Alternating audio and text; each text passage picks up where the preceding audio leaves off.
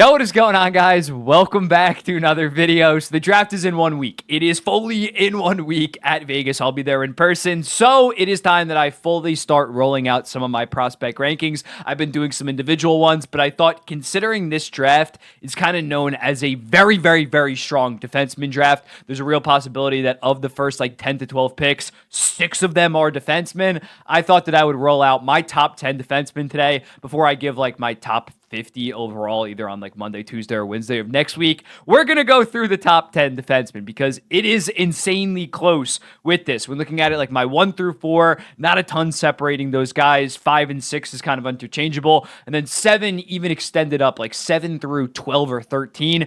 It is all very close. I am not saying by having one guy 2 spots ahead of another, I'm not saying that there's this massive gap. But without further ado, let's dive into it. And at first, I'm going to start with first. I'm going to start with first overall. And at first, my top prospect in this year's draft might be a little bit of a surprise, but I'm going to go with Zayn Perri. Zayn Perri this year tore it up for the Saginaw Spirit, 96 points in 66 games, the highest points by a draft-eligible player in the OHL of the entire 21st century. And while I agree, he maybe doesn't have the highest floor in this entire draft, I think when looking at these top defensemen, I think that he is the one guy that legitimately has superstar number 1 offensive defenseman, point per game, 85-point offensive defenseman. And when looking at the draft, I care about upside. And when looking at Zayn Perri's offensive upside, it is off the charts. When looking at his skating, maybe not the most impressive straight line speed, but his edge work and agility is absolutely fantastic. The way that he commands the blue line, his amazing shot, and not only just his one-timer slap shot, also his wrist shot. He's able to just navigate lanes so well. He creates shots when looking at it.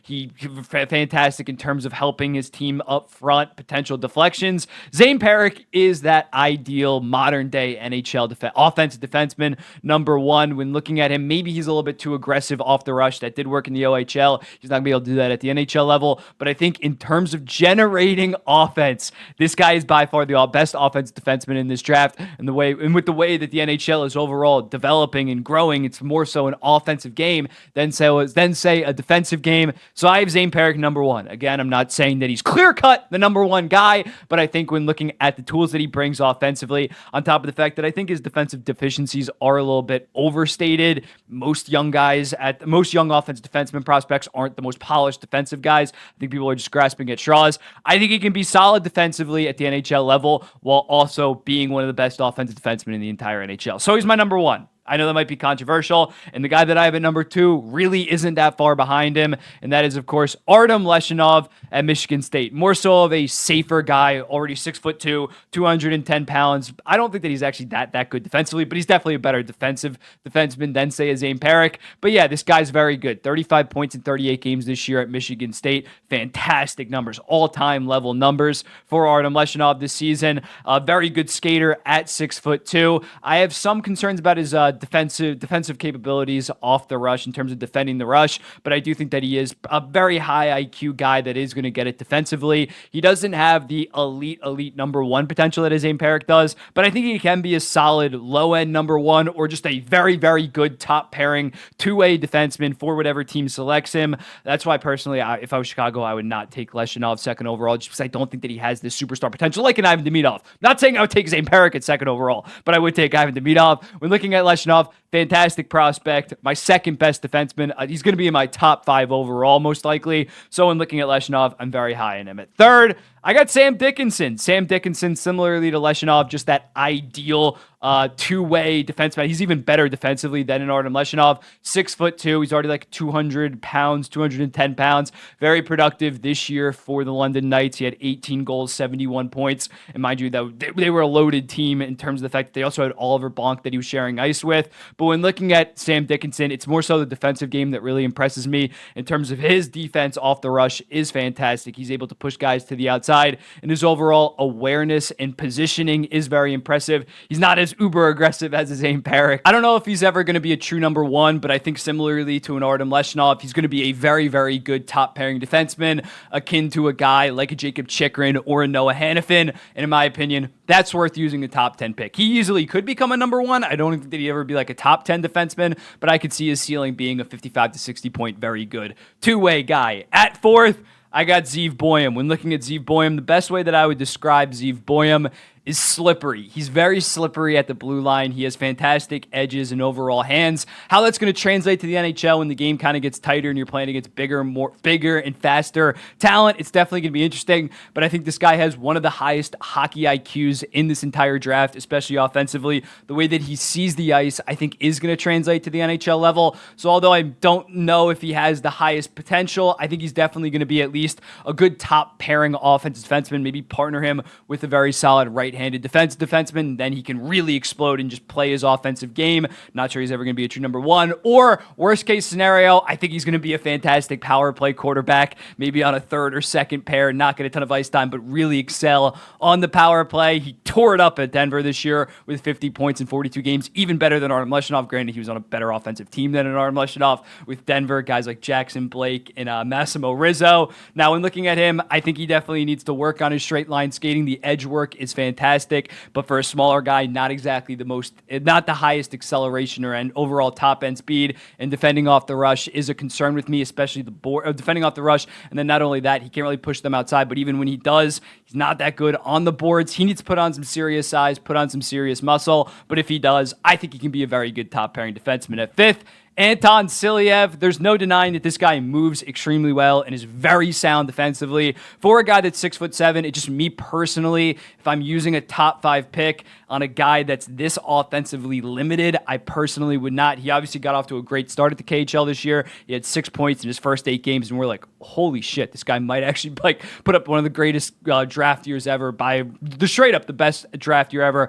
by a Russian defenseman. Russia isn't really known for producing that high of defensemen, but obviously he slowed down in the back half. He had 5 points in his next 55 games. But when looking at it, yeah, he's very good defensively. I think he is eventually going to be a very good top pairing defenseman, but I'm just not sure the offense is ever going to be there. Not only IQ, he really isn't just that good of a passer. At 6'7", he doesn't really have that accurate of a shot. So I think the offensive tools aren't really there for him to ever turn into a legit number one defenseman. And if I'm picking in the top 5, I bet on a guy like Leshinov, Zayn Perri, or even Sam Dickinson in terms of becoming that complete number one. But I think Slepyshev still has a pretty decently high floor just because of his physicality, of his skating, of his defensive awareness. Still a very good prospect. Checks in at number 5 for me. Carter Kiimchuk at number 6. Now, on paper, this is a guy that you'd think that you'd be extremely high on. He's 6'3", had 30 goals this season, 41 assists for 71 points in 66 games. Still, I'm not that high on him. I think he is a tier below the rest of him.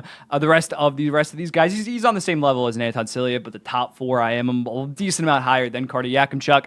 I don't really love his overall decision making. I feel like he's a little bit rushed at times, on top of the fact that I don't love his skating per se at the NHL level. I'm not sure how he's going to translate defensively, not the smoothest defender, so I'm a little bit lower on him, but I still think that he can be a solid top pairing defenseman. Now we go down another tier. This might be a little bit surprising, but at number 7, I got Alen Frey, one of the best pure skaters in this draft, Swedish defenseman, and he's not some Swedish undersized guy like an Axel Sandin Pellikka, who I still liked as a prospect last year. But no, this guy's 6'1", already pushing almost 200 pounds, 33 points in 41 games in the Swedish U20 league. And again, he is just such a fantastic skater, and he's not just this all-offense guy. He's also very efficient defensively. He has an extremely high hockey IQ, both offensively and defensively. I think this guy is being underrated. A lot of people are giving him early second-round grades. I would take him in the 18 to 24 range. I don't think that would be a reach. I'm pretty high on Alen Frey. That might be a hot take by me. 8th, EJ Emery, U.S.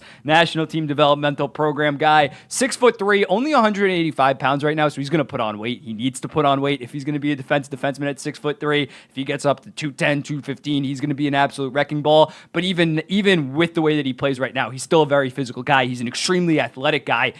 I believe he was first in every single jumping stat at the scout combine, as well as doing very good in the agility, as well as having the biggest wingspan in the entire draft combine. When looking at him, he's just going to be an ideal defensive defenseman.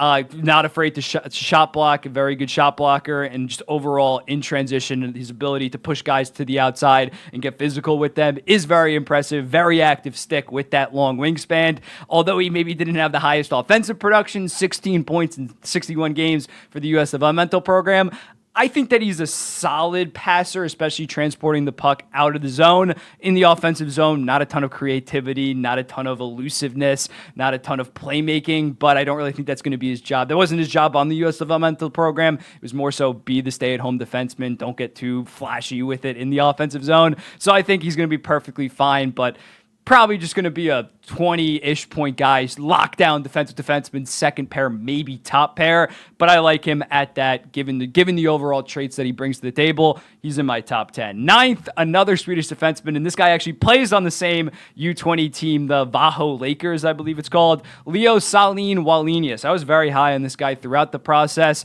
He's more of an offense defenseman, and similarly to Frey, did I say? Yeah, they play on the same team. Frey, he's just a fantastic skater. He's a fantastic skater. He's around 6 foot tall. I think that his offense is definitely going to translate to the NHL. Fantastic in transition, able to get up in the rush with his fellow teammates, as well as being able to break you down at the blue line in terms of one-on-ones. He had 42 points this season for the Lakers. He outscored Frey by 9 points, as well as the fact that he had 25 points in 28 games with Team Sweden, whether that was U18 or U20 tournaments. Not quite as good as Frey defensively. I think maybe he is a slightly better offensive player, but Frey is a not much better, but he's a better defensive player, so I like Frey a little bit more. But I still think Salen Wallenius has the potential to be a 35 to 40 point second pair and second power play defenseman, and that's definitely worth a late first round pick in my opinion. And then lastly, to round it out, Adam Jiricek. I'm definitely lower on him than I was on his brother. I was very high on his brother. I had him as my number one defenseman ahead of Simon Nemec and a couple other guys. It's tough with Jiricek because last year he was very hyped up, and rightfully so. 6'2", very smooth skater, but this year didn't play a lot, got hurt, only had 1 point in 19 Czechia men's leagues games. For comparison, David had 11 and 29 in his draft year. He has a very hard shot. It's not very accurate, but I think Adam Jiricek can be a solid second pair, two-way guy. The skating is very impressive, and the family genes are there. So when looking at him, I don't think that he's this top 15 pick that I've seen mocked in like the late teen or mid-teens for the most part. I wouldn't take him that high, but I definitely would use him. I would draft him with the late second round pick. So yeah, that's my top 10. Let's run through it again. Perek, Leshinov, Dickinson, Boam, Silyev, Kiimchuk, Frey, Emery, Salen Wallenius, and Jiricek. Some honorable mentions, Stelon Solberg, a guy that has really risen, especially after the World Championships. Almost put him. He probably would be my next guy up, on top of Cole Hudson, almost made it, and Henry Muse. Those guys are all in the same tier as the guys that I had 7 through 10. Basically interchangeable. I hear you out on arguments for all those guys. But let me know in the comments, what do you think about this? Who would you move up? Who would you move down? Full top 50 coming in a couple days from now. Very excited. I'll be at the draft, jacked up for that, and I'll be seeing the next one.